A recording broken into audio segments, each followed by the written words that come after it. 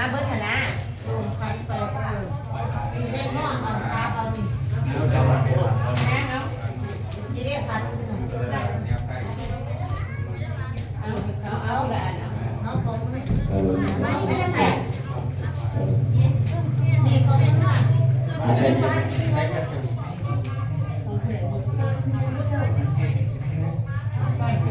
ร้านกันเอาเงินมาแลกกัน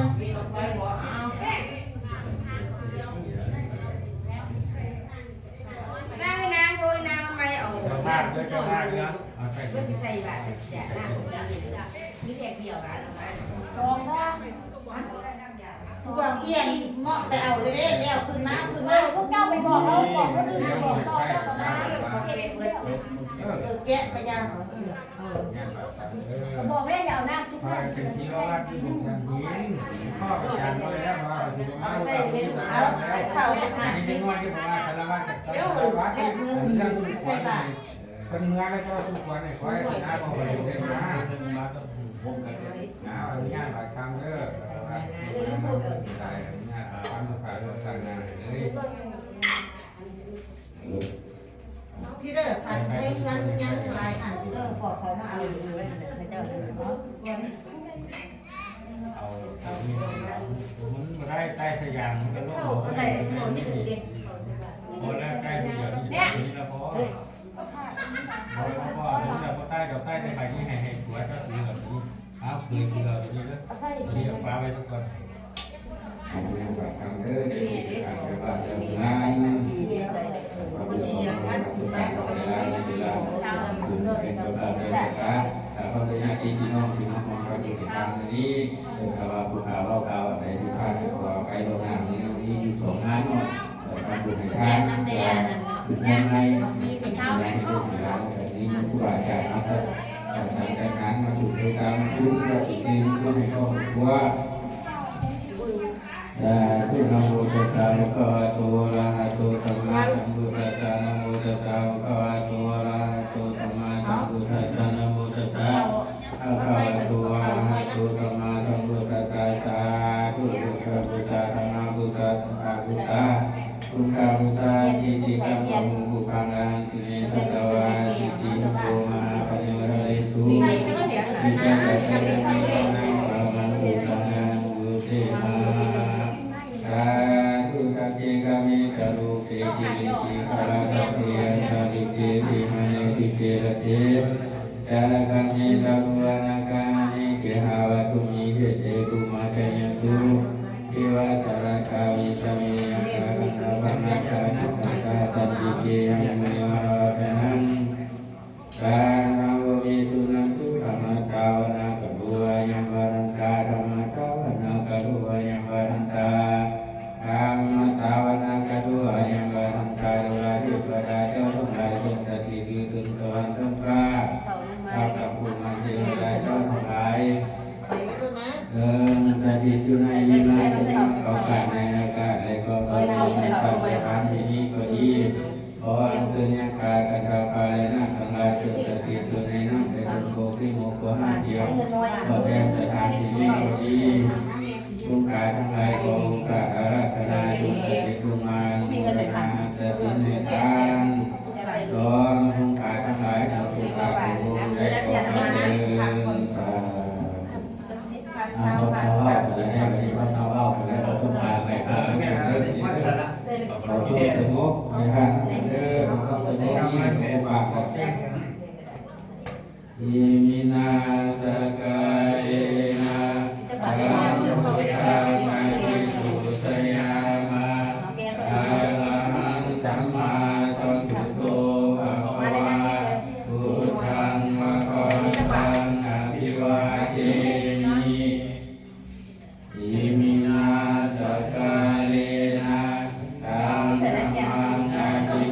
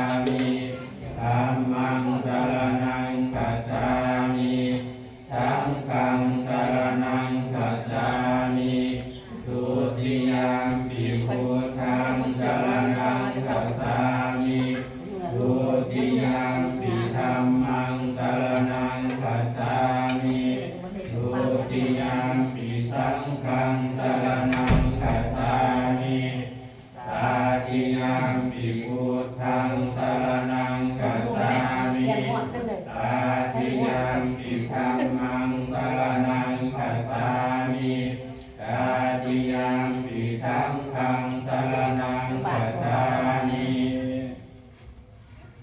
อุปัสสวันตามิพันเตเจติยังสัพพังสัพพทาทานเนสุปฏิปิตังอาดิลิกถาภูเมหังโกติงกุทะลุปังสักกังสัทธาวจัสสามนัสสะเจววันทามิเจตถาคเตสยาเนสาเนทาเนกัมมะเนสาปิสัพพะปัสสวันทามิพันเตสัพพังอัปปะลาสังคัมมะทะเมพันเตมยากตังยังสามินาอนุโมทิตาพังสามินากตังปุญญังไมหังคาตาพังสาธุสาธุสาธุอนุโมทามิสาธุพระเจ้ายังพันเตสุขิสุรัตนาคายาอิสราเนนะมีในกระเป๋าอยู่แล้วกามาพุทธิยัมปียังพันเตสุขิสุรัตนาคายาอิสราเนนะปัญจศีลานิยจามาตาติยัมปียังพันเตสุขิสุรัตนาคายาอิสราเนนะสหปัญจศีลานิยจามา สุดกระทาก็ยังน้ำมันยา นะโมตัสสะภะคะวะโตอะระหะโตสัมมาสัมพุทธัสสะ พักชินเดิมเดี๋ยวเฝ้าสุนทรนากันเดิมมันขึ้นโมไทยก่อน นะภะคะวะโตอะระหะโตสัมมาสัมพุทธัสสะนะโมตัสสะภะคะวะโตอะระหะโตสัมมาสัมพุทธัสสะ นะโมตัสสะภะคะวะโตอะระหะโตสัมมาสัมพุทธัสสะนะโมตัสสะภะคะวะโตอะระหะโตสัมมาสัมพุทธัสสะนะโมตัสสะภะคะวะโตอะระหะโตสัมมาสัมพุทธัสสะ ทางสรณังคัจฉามิ ธังสรณังคัจฉามิ ธัมมังสรณังคัจฉามิ ธัมมังสรณังคัจฉามิ สังฆังสรณังคัจฉามิ สังฆังสรณังคัจฉามิ ทุติยัมปิพุทธังสรณังคัจฉามิ ทุติยัมปิพุทธังสรณังคัจฉามิ ทุติยัมปิธัมมังสรณังคัจฉามิ ทุติยัมปิธัมมังสรณังคัจฉามิ ทุติยัมปิสังฆังสรณังคัจฉามิ ทุติยัมปิสังฆังสรณังคัจฉามิ ตติยัมปิพุทธังสรณังคัจฉามิ ตติยัมปิพุทธังสรณังคัจฉามิ ตติยัมปิธัมมังสรณังคัจฉามิ ตติยัมปิธัมมังสรณังคัจฉามิ ตติยัมปิสังฆังสรณังคัจฉามิ ตติยัมปิสังฆังสรณังคัจฉามิ ติสรณะกัมมนามิทิตา สารสัทธาติ ปานาติปาตาเวรมณีสิกขาปะทังสมาธิยามิ ปานาติปาตาเวรมณีสิกขาปะทังสมาธิยามิ อาทินาทนาเวรมณีสิกขาปะทังสมาธิยามิ อาทินนาคนาเวรมณีสิกขาปะทังสมาธิยามิ อาเมสุมิสาจาราเวรมณีสิกขาปะทังสมาธิยามิ อาเมสุมิสาจาราเวรมณีสิกขาปะทังสมาธิยามิ สาวาทาเวรมณีสิกขาปะทังสมาธิยามิ สวาทาเวรมณีสิกขาปะทังสมาธิยามิ สุราเมรยามาสาปมาทาทานาเวรมณีสิกขาปะทังสมาธิยามิ สุราเมรยามัสสะปมารัฏฐานาเวรมณีสิกขาปะทังสมาธิยามิ สาธุอิมานิปัจจสิกขาปะทานิสิเรนะสุขาติยันติสิเรนะโภคสัมปทาสิเรนะนิพุติยันติตัสสะมาสิงาโภคายิ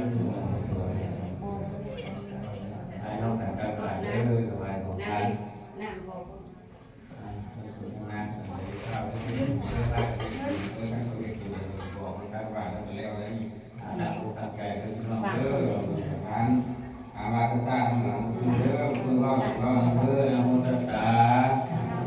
ภะคะวะโตอะระหะโตสัมมาสัมพุทธัสสะนะโมตัสสะภะคะวะโตอะระหะโตสัมมาสัมพุทธัสสะนะโมตัสสะภะคะวะโตอะระหะโตสัมมาสัมพุทธัสสะพุทธินังปัตตเมธานังทานังเมปาริสุทธังอาสาวะขยาวหังนิพพานาสังฆสังโฆสุอานาคติกะเลอิมานิอายังคันเตอินดาปตานิภัตตานิทิฆโฆสนานิกัปปะลุขังปัจจยทานังชาปริวารังภิกขุสังฆสสาปุนุสยามะสาธุโมคันเตภิกขุสังโฆอิมานิอินดาปตานิภัตตานิทิฆโฆสนานิกัปปะลุขังปัจจยทานังชาปริวารังปฏิคันหาตุธัมมากังเทวะมาตาปิตุอาชีนังจาญาตังกานังทิคารัตตังอิตายะสุขายะข้าแต่พระสงฆ์ผู้เจริญว่าขน้อยทั้งหลายให้มีข้าแต่และนางแววพร้อมด้วยครอบครัวลูกหลานและญาติพี่น้องขอน้อมถวายยังข้าวบิณฑบาตและภัตตาหารข้าวทิพย์ต้นกะลาพึกษ์และปัจจัยทานกับทั้งเครื่องบริวารทั้งหลายเหล่านี้แด่พระภิกษุสงฆ์ขอจงรับเพื่ออุทิศให้แก่สรรพสัตว์ทั้งหลายทุกทั่วหน้าเบื้องบนแด่พรหมโลกลงมาเบื้องต่ำแด่อเวจีขึ้นมาเบื้องขวางตลอดอนันตจักรวาลเป็นพ่อมีบิดามารดาญาติกาวงศาบุตรีบุตราสามีภรรยาและครูบาอาจารย์อาจารย์เป็นต้นเจ้ากรรมนายเวรเจ้าที่เจ้าฐานเจ้าแม่ธรณีจงพร้อมกันมาหาเขายังส่วนบุญกุศลทั้งหลายเหล่านี้ด้วยเถิดถ้าพวกเพิ่นทุกข์ขอให้พ้นจากทุกข์ถ้าเพิ่นถึงสุขแล้วขอให้สุขยิ่งขึ้นไปจากตัวเท้าเข้าสู่นิพพานในอนาคตการเบื้องหน้าเถิดอีกประการหนึ่งขอกุศลผลทานที่พวกข้าน้อยได้กระทำลงในวันนี้จงเกิดประโยชน์และความสุขความเจริญให้แก่พวกข้าน้อยทั้งหลายตลอดกาลนานเถิดสาธุสาธุสาธุอนุโมทนาทำให้ตู้บริเทศได้เนาะเทศเหรอเทศไหนเทศยังจะได้ เด็กบอกคนนี้ไอ้ที่พูดสองกันว่า ปันเดียวสองก็ได้แล้วมัน8 โมงไปแล้วเดี๋ยวไปนี้ แต่พอเรา เอาปัญญาไปเรื่อยๆคือเอาที่พมลมีเงินบ้านเรา มีที่บอก บ้าน ว่า เรา เกี่ยวกับบ้าน สาธุฮะเอาข้าวมาเยอะวันบ้านติดกับมันจะได้ โอ้ยนี่ครับนะนี่เลี้ยวนี่นะ สาธุอธิกรรมยานังเสกรรมยานังปานิโยสังกัลยานังสัทธังตาพยัญชนะเกวลาปุณังปริสุทธังภูมิจาริยังปกติทานุโอกาคาราตินังกัลโอมาข้าพท่านกับกรรมถึงบ้าน ถ้าเป็นไปเลิกไปเรียนนาตูเองเฮ็ดไปเด็ก ขนาดขออนุญาต เด้อเฮ็ดไปพร้อมให้สนทนากันแล้วเอาแต่มือเฮ็ดรายการเด้อฟังเด้อใครสิเทศเทศแล้วแล้วจะค่อยใส่บาตรถึงคุณได้เอาบาตรเดียวได้อาจารย์เทศแล้วแล้วจะไปราชนาคุณใส่บาตรแล้วกันเลยเทศมาเข่าแล้วก็แล้วเลยอาจารย์เอาไว้เทศนะเด้อที่ประมวลอันนี้2-3ภาคคือการ2เด้อก็ว่าหลายแปลงไปแล้วเร่งหลายเอาตามคือหมดแล้วนี่สันเทศก็วนอยู่บ่เอาเร่งหลายทำได้ต้องการตัดออกมาอะไรนี่เนาะธรรมดามันได้ลงใส่บ้านแล้วอันนั้นเฮ็ดบ้านเฮ็ดอีกบ้านใช่ไหมล้างเห็ดกรรมก็จะใส่ไปล้างเห็ดถือว่าก็มันก่อนมันก่อนตัวเราดูครับไปเห็ดอะไรเห็ดบ้างเห็ดบ้างอะไรกันทำที่เวลาเราเห็ดทอดบ้างทอดคือ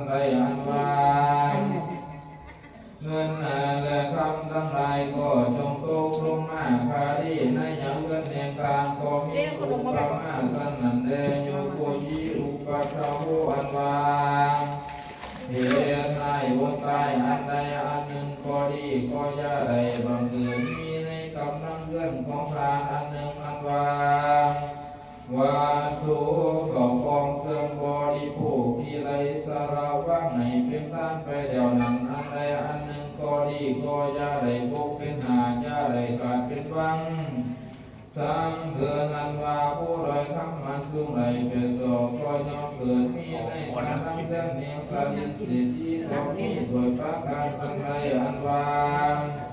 เมื่อหน้าและคำกองก็ผู้โดยก็จงบังเกิดมีเกทานโดยประการสังนั้นเกิดทุกวายาเลยเจ็บไปเมื่อไปก็ขาได้อีกประการหนึ่งงามกาหาปานานิอันว่ากาหาปานาคือว่าเงินคำเดียวแหวนทั้งหลายก็จงโตจงมาคาที่ในยังเอื้อเนียงปายามัตตาโบราณโดยประการสมัยอันว่าวัตถุของเงินของคำเดียวแหวนทั้งหลายก็จงโตจงมาคาที่ในยังเอื้อของพานาด้วยพระบาทนั้นเดินเนื้อกับกังวลดวงกายยังไงยังหนึ่งก็ยาไรบังเกิดที่แก่ทานของตั้งก็ป้องเครื่องก็อีโก้กันไหนอันนี้ก็อีก็